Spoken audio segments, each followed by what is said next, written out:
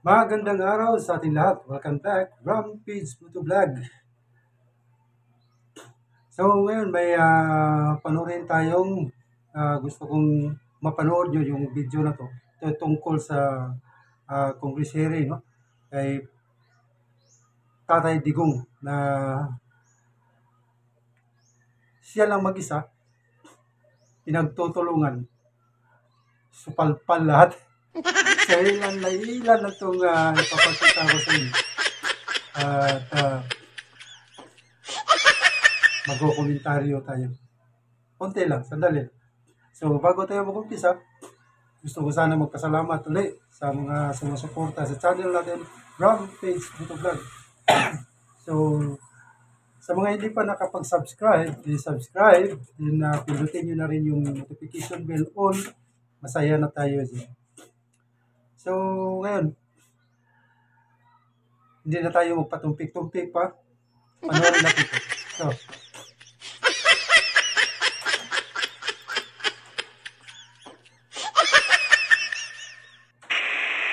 medyo habulin mo ang utak ko, Andre.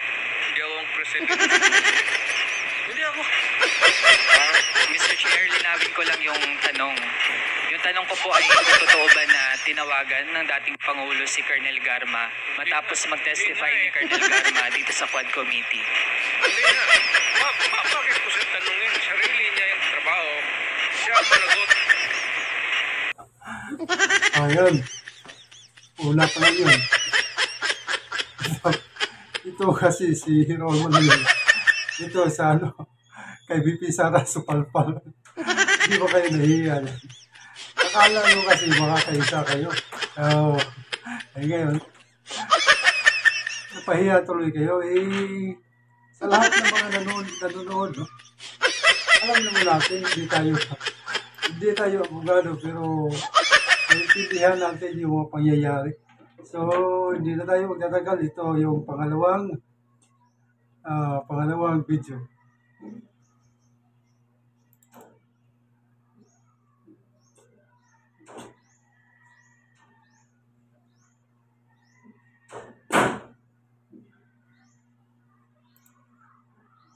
Ito lang. Ito. Nalilito na ako kung anong sabihin ko. Pero sabi ko kung if I'm lying or if my statements are falsely stated, or if there is an iota of magbigti ako. So, in the same manner na kung magbigti ako si Trillanes, dapat magsabay rin sa akin.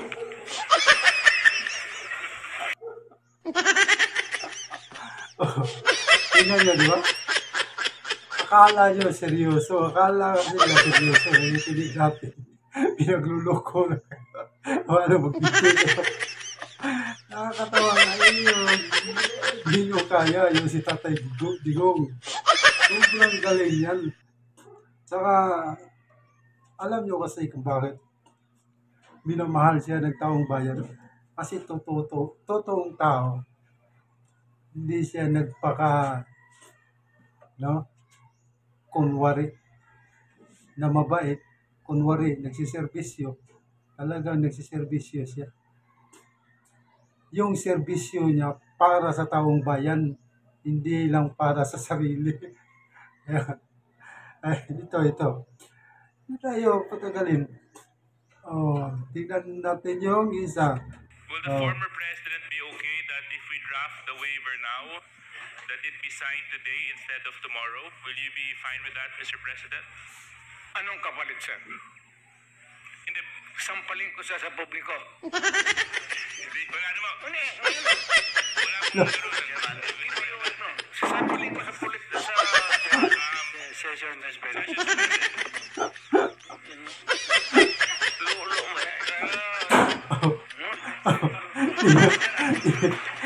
Galit. Tingnan mo, galit si Jessa. Hahampasin ka ng microphone yan. Akala nyo, hahampasan kayo. Hahampasin ka ng microphone yan. Yan, katindi si Tatay Digong. Kaya huwag niyo lukohin. Huwag niyo pag-design. Oh, nung una magbigti. Seryoso. Alam mo kasi, yung sinasabi niya, Weaver kasi yan. Para mabuksan daw yung bank account. Hindi pwede yan. Kasi alam mo bakit? Batas yan. Bank secrecy yan. Walang pwede. Walang pwede magbukas yun. Eh, pinagtataka ko, ito si Trillanes. Maraming figure. Marami siyang pinakita. No? Magkano yung pina ni Tatay Digong sa bangko. Eh, paano mo nakukuha? Hindi nga ibibigay ng bangko. Kaya tingnan yung una, sabay ka magbigti. Ito pangalawa, sasampalin sa punto. Naggalit-galitan si Tiriling. Ay, hahampasin ka. Hahampasin ka ng mikrofon. Sige ka. Akala nyo matatakot si Tatay Digong sa inyo? Patay kayo. So, ito. Ito naman yung isa. Tingnan natin. Yun po yung tanong ko. Yung families of innocent Ito isa. extrajudicial killings, Babae. kayo din. File the case in court. Mr. Chair. Problema, nandiyan ang korte. Yes, Mr. Chair. Second question ko. Responsable kayo kasi polisiyan nyo yon. Kumbaga, tatak Duterte. Dahil polisiyan nyo rin yan, tama ba? Sa Davao. Nung nasa Davao pa kayo. Tama ba na tawagin po itong Davao model or Davao style? Mr. Chair? I cannot control the semantics. Mr. Chair, yes or no? Davao style. Do not ask me to answer yes or no. You are not an investigator. Mr. Chair, tayo po ay nasa investigasyon kasalukuyan. Yes, but you are not an investigator. Why are you asking me to answer Mr. Chair, yes or no? tinatanong ko lang na... Point of order, Mr. Chair. Ano ka, pulis?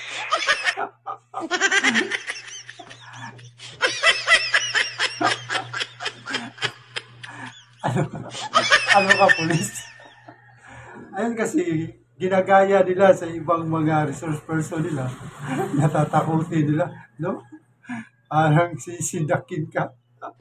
Yung magaling-magalingan. Parang sisidakin niya. Tapos yung iba, sinasabihan na you're under oath. Iko-contempt kita. Ay, ito. Hindi nyo kaya yan. Alam niya yung batas. Sinabi, ano ka, investigator? Hindi ito busy. Nakakahiya kayo. Alam nyo kung bakit? Tingnan nyo. Ilang congressman sila dyan. No? Ilang congressman. Tapos, talagang gustong magsalita. Walang nagkaiba. Pabalik-balik yung tanong. Di ba kayo nahiya? Sayang yung oras. Ang matanda na yung tao. Ang tanda na yun. Okay lang sana may matanda. May mga 80 plus nga na masigla pa. Pero si Tatay Digong, yung katawan mahina na. Pero yung utak, hindi nyo pa kaya. Diba? Pabalik-balik lang yung tanong. Kahit sinong magikinig. No? Analyzein mo ba? Ang dami nyo dyan. Tapos yung tanong pabalik-balik. Wala na ba kayong ibang alam? Eh ngayon, supal pala lahat. Ang dami nila nag-iisa. Hindi. Meron isang congressman na Cardima na nagsalita. No? Saludo ako nun. Ano yun? Sa Youth Duterte yata yun. Hindi ko lang kinunan. Parang sa Duterte Youth yun, party list. Sabi niya, no? Kino-question yun, nag-kino-question. No, yung mga war on drugs. No, tungkol sa war on drugs. Pero yung mga nangyayari na mga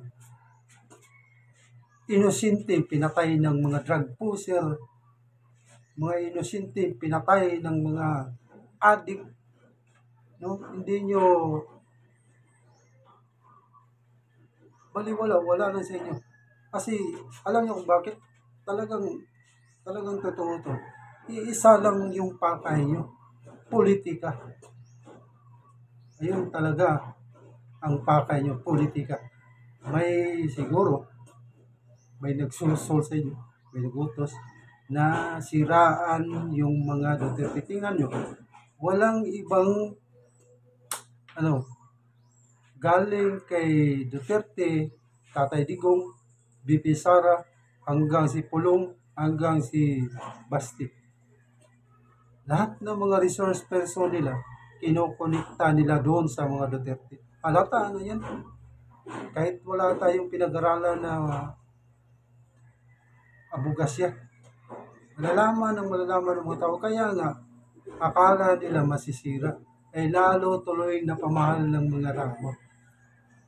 Kasi sa pinakita nila, nakikita tuloy ng mga tao na wala kayong alam, wala kayong binatbat kay Tatay Digong. Tingnan nyo, pinatulog ko. Tingnan nyo yung ginagawa ng hearing ng Quadcom. Yung mga nakaraan, yung mga ibang resource person. Di ba? Takutin si Sigawan.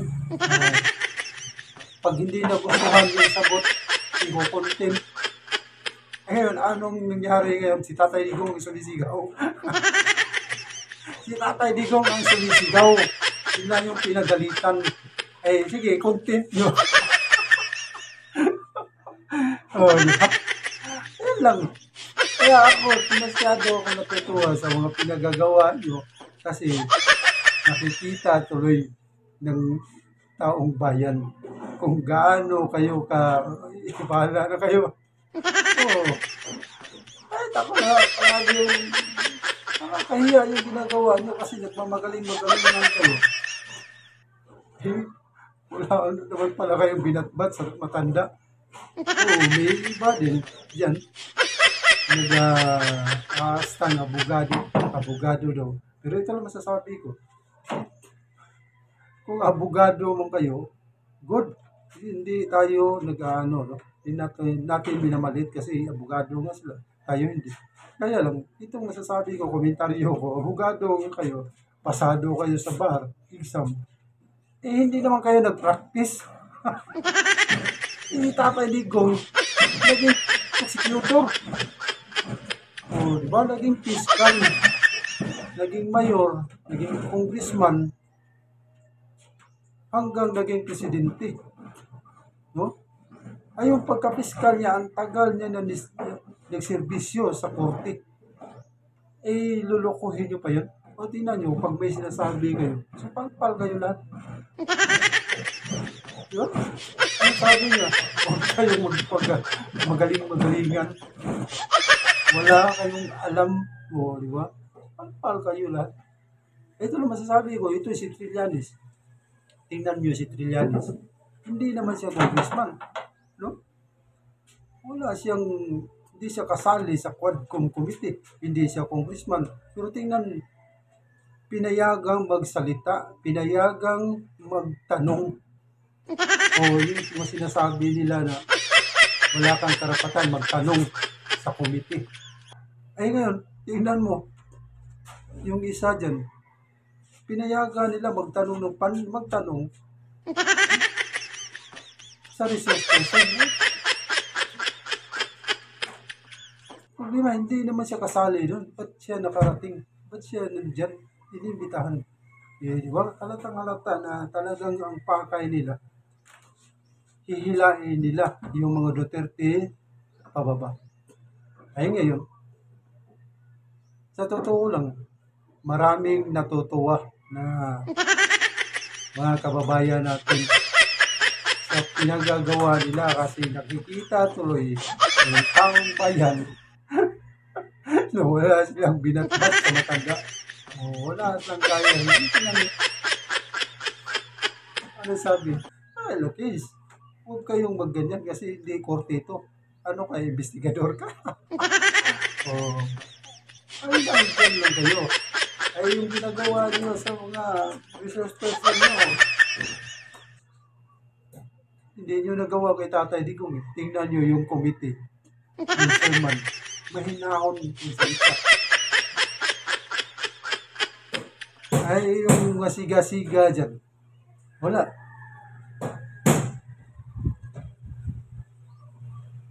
Ano pa nga ina-appreciate pa nga nila yung ginagawa dahil kakaupo lang. Paano nagawa? Na natakot lahat. Pag-upo bilang isang presidente. O, diba? So, hindi na tayo magtatagal. Hanggang dito na lang. At huling pagkikita natin. Rampage Photo Vlog. Maraming salamat.